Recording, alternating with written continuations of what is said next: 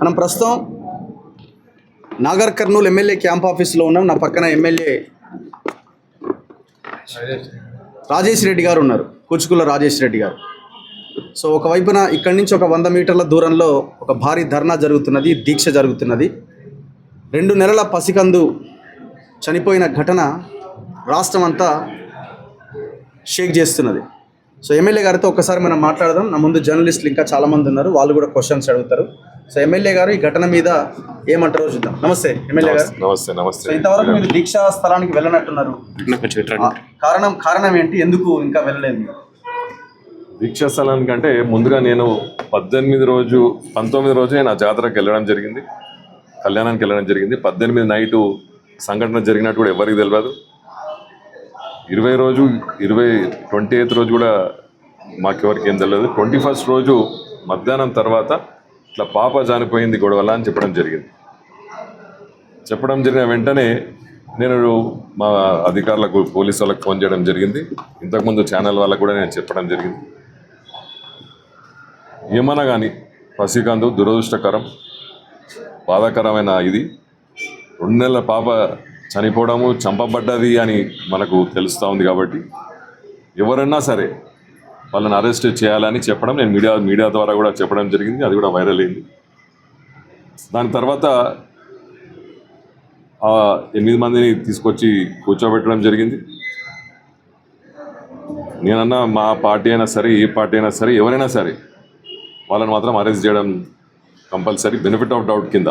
ఇప్పుడు అది మీ పోలీసుల విధంగా మీరు ఇంట్రాగేషన్లను వాళ్ళు మీ ఇన్వెస్టిగేషన్లో తెలిసే వరకు బెనిఫిట్ ఆఫ్ డౌట్ వాళ్ళు కేసు పెట్టారు. ఆ పాప చిన్న పాప, 2 నెలల పాప, వాళ్ళు కంప్లైంట్ చేస్తున్నారు కాబట్టి ఫస్ట్ అరెస్ట్ చేయండి అని చెప్పడం జరిగింది.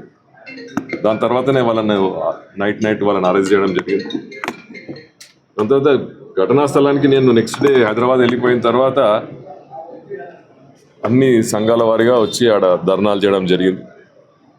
నేను పోలీసు వాళ్ళని అప్డేట్ చేస్తూనే ఉన్నాను. మీరు ఎటువంటివి ఉన్నా కూడా మీరు ఫస్ట్ ఇన్వెస్టిగేషన్ చేసే ముందు మీరు ఇవన్నీ క్లారిటీగా ఉండాలి.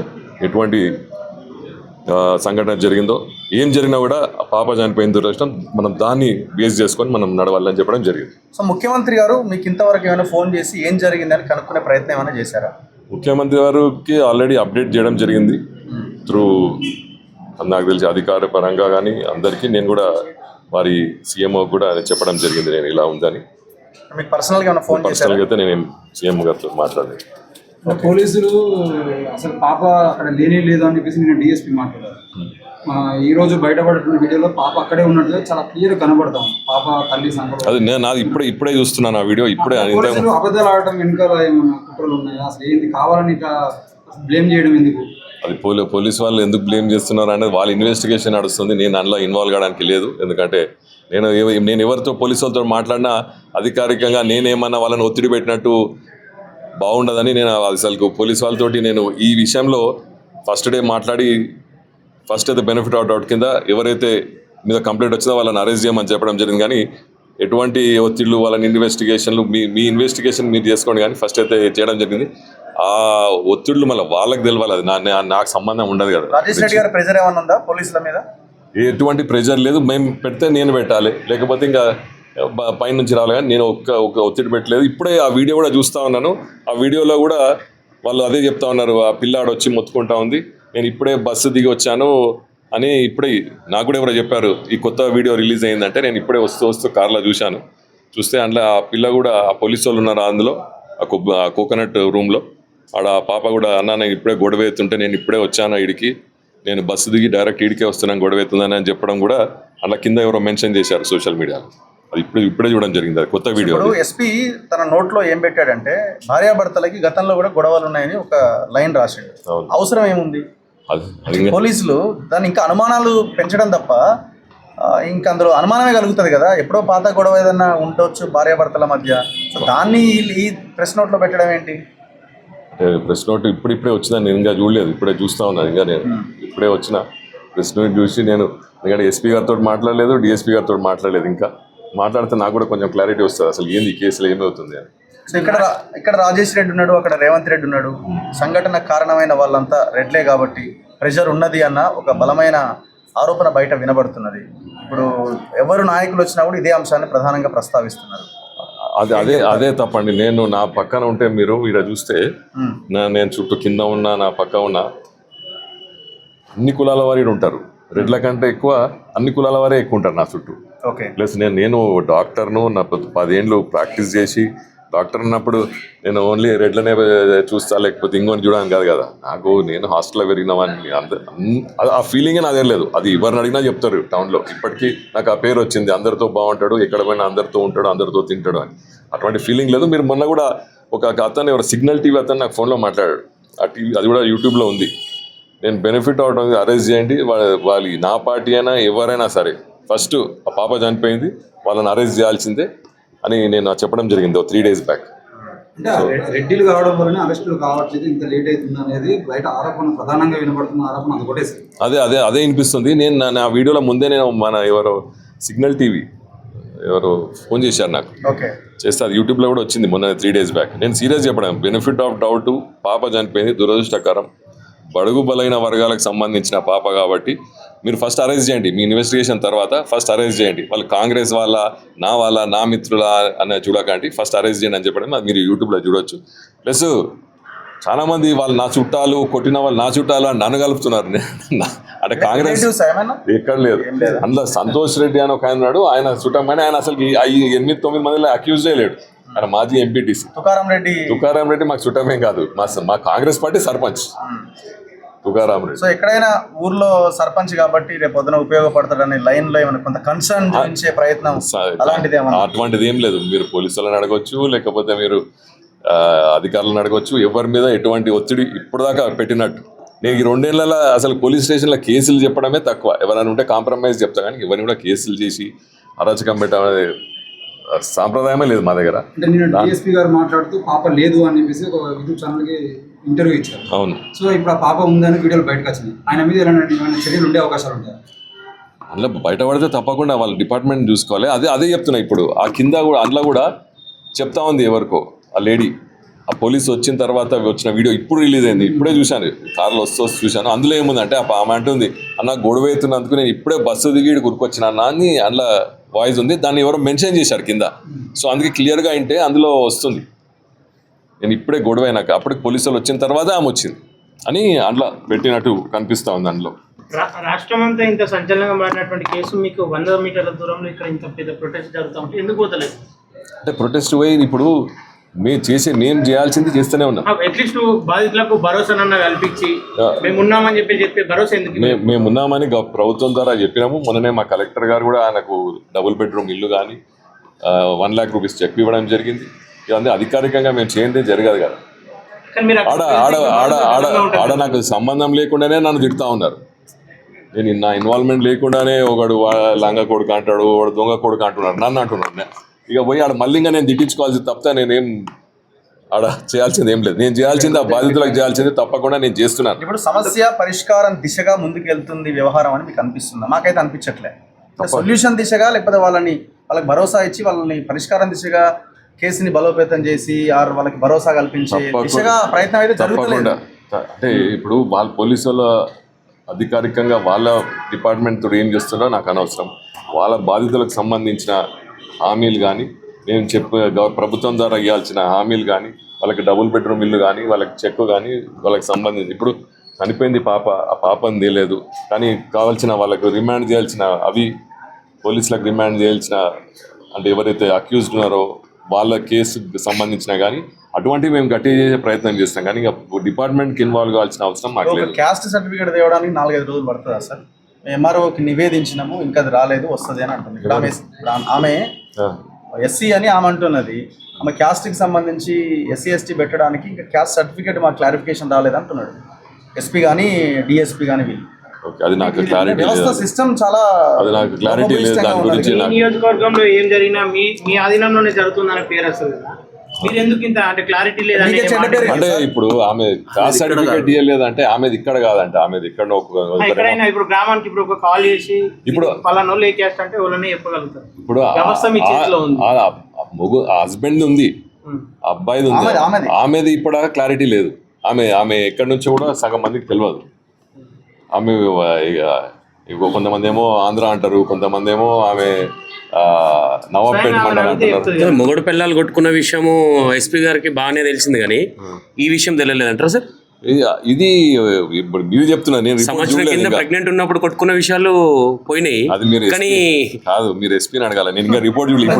మీరు సార్, ఆ report వచ్చింది. కాదు కాదు, మీరు ఆయన క్లాస్ తీసుకోవాలి. ఇప్పుడు అరే నేను ఎమ్మెల్యేనే, నేను బదనాం అవుతున్నా, నాకు రుద్దుతున్నా మిమ్మల్ని అంటారు కదా, ప్రజాప్రతినిధిని అంటారు, అదే పోలీసులు నేను ఇంకా ఆ రిపోర్ట్, నేను ఇప్పుడు ఆయన ప్రెస్ రిపోర్ట్ కూడా చూడలేదు. ఇప్పుడే వస్తున్నా నేను, ఇప్పుడే ఎవరు ప్రెస్ మీట్ పెట్టిందని చెప్పడం జరుగుతుంది. అంతే. మీ మౌనం కూడా చాలా ప్రశ్నలకు దారితీసేవారు సార్. ఇప్పుడు మౌనంగా నేనే మొన్ననే ఒక మీడియా మిత్రుని చెప్పిన, ఎటువంటిదైనా కూడా నిందితులను మాత్రం శిక్షించేది కంపల్సరీ. మీరు At అన్నట్టు any మీడియా cost. పర్సన్ కూడా మీ కమ్యూనిటీ కాబట్టి మీరు కాంప్రమైజ్ లో ఆ మీడియాతో మాట్లాడారు అనుకోవచ్చు. ఎవరైనా మీరు అన్నట్టు సిగ్నల్ టీవీ కూడా మీ కమ్యూనిటీ. ఇక ఆయన ఎవరో నాకు కూడా తెలియదు. ఆయన కాల్ చేసి దాన్ని అడిగాడు. అంటే ఇదే సిగ్నల్ టీవీ ఇంతకుముందు నన్ను తిట్టింది. ఎందుకు తిట్టిందో, నేను ఢిల్లీ పోయినా, నేను రేవంత్ రెడ్డిని కంప్లైంట్ చేయడానికి పోయినా అని చెప్పడం జరిగింది. ఇది ఆయన అదే ఆ సిగ్నల్ టీవీ. ఇప్పుడేమో మళ్ళీ ఆయన ఆ మీటింగ్ తర్వాత అన్నాడు, ఎమ్మెల్యే వాళ్ళ చెప్తున్నాడు, ఏడవలా ఎత్తుంది అని అంటున్నాడు. ఇక ఇప్పుడు వాస్తవమే కదా సార్, మీరు చెప్పేది ఒకటి ఉంటుంది, అటు జరిగేది ఒకటి ఉంటుంది. ఇప్పుడు నేను చెప్పిన సీఎం ఏమన్నా మీకు కాల్ చేసి ఇన్వాల్వ్ కావద్దు, నేను చూసుకుంటా అని చెప్పి అట్లా సీఎం గారు ఇప్పుడు దాకా దాని గురించి ఏం మాట్లాడలేదు. మీరు బాధిత శిబిరాల దగ్గరికి వచ్చి వాళ్ళకి భరోసా ఇవ్వచ్చు కదా. ఇస్తాం. అంటే ఇప్పుడు దేనికైనా ఇప్పుడు మేము ఇచ్చే భరోసా ప్రభుత్వం ద్వారా అన్ని రకంగా చూసుకుంటున్నాం. మేము మొన్ననే ఫస్ట్ డే వచ్చినప్పుడు కలెక్టర్ గారు వచ్చి 1 lakh ఇవ్వడం జరిగింది. నేను చెప్తున్నా కదా, ఇప్పుడు నేను ఆడికి వెళ్ళి అసలు ఇంట్లో ఇన్వాల్వ్మెంట్ కాకముందే నన్ను శిబిరాం కాడ ఇష్టం నాడు తిడుతున్నారు. అంటే మీరు వచ్చినప్పుడు సానుభూతి ఒకటి వేరే అవుతుంది కదా. తిడుతున్నారా ఇక్కడ ఉంటే ఇంకెక్కువ మీ మీద ఆరోపణలు ఉంటాయి కదా. మేము తప్పకుండా ఆ కుటుంబాన్ని ఆదుకుంటామని చెప్పినాము. ఆదుకునే విధంగా చేస్తున్నాం కూడా. వారికి ప్రామిసెస్ ఏవేవి చేస్తామన్నా అది చేస్తామని చెప్పినాం. వారికి సంబంధించిన వాళ్ళకి ఊర్లో ఇల్లు లేదు, డబుల్ బెడ్రూమ్ అడిగినారు, అది ఇస్తా అని చెప్పినాం. వాళ్ళకి 1 lakh rupees ఇస్తా అని చెప్పినాము.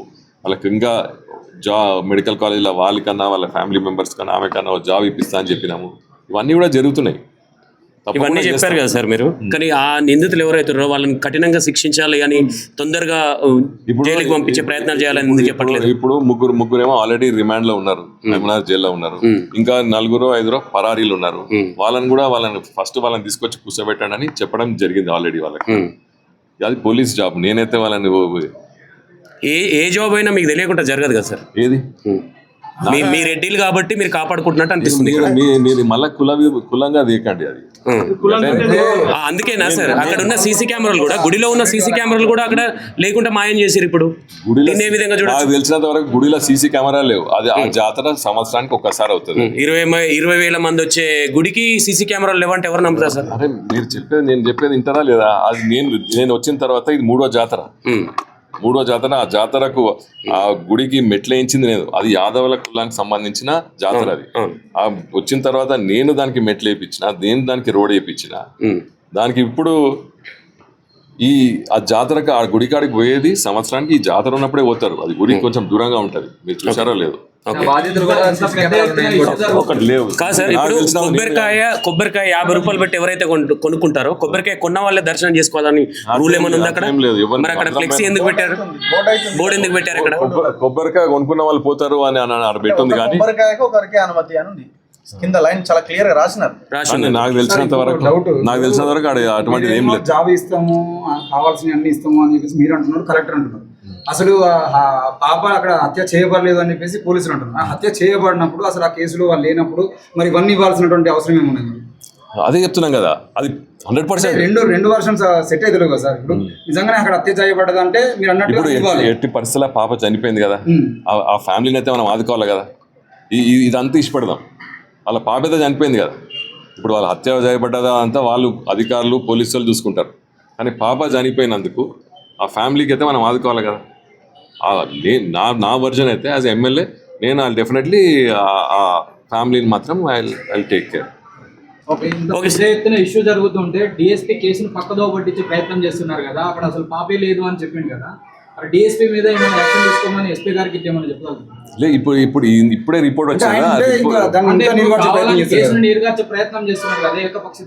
ఇప్పుడు నేనేమంటాను అంటే ఇప్పుడే ఆ రిపోర్ట్ వచ్చింది, ఎస్పీ రిపోర్ట్ వచ్చింది కదా. దాన్ని బట్టి నేను ఆ ఎస్పీ గారు కానీ డిఎస్పీ గారితో ఇంకా మాట్లాడలేదు. ఇప్పుడే చెప్తాను రఘు గారికి, ఎవరో మా వాళ్ళు చనిపోతే ఆ తాండాకు పోయి వాళ్ళని పరామర్శించి ఇప్పుడే వచ్చాను. ఇప్పుడు రిపోర్ట్ వచ్చింది, ఇంకా రిపోర్ట్ చూడలేదు. ఆ రిపోర్ట్ సగం డీటెయిల్స్ మీరే చెప్తా ఉన్నారు.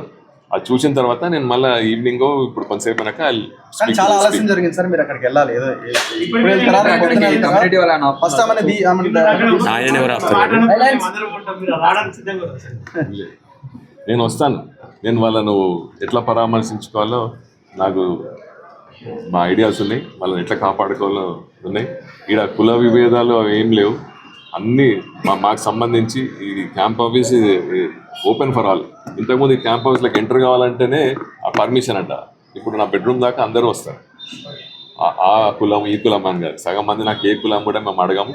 అటువంటి వాతావరణం మీరు ఉంటుంది కాబట్టి అందరికి బయట మీరు అడిగినా కూడా మీకు తెలుసుకోవచ్చు. ఎందుకంటే నా కులం డాక్టర్ కులం, అందులో నుంచి ఇంట్లోకి వచ్చాను. అక్కడికి వెళ్తే చాలా క్లారిటీస్ వస్తాయి, చాలా మందికి అనుమానాలు పోతాయి. ఇప్పుడు మీడియా తప్పకుండా వస్తాను. Okay sir, thank you. Thank you.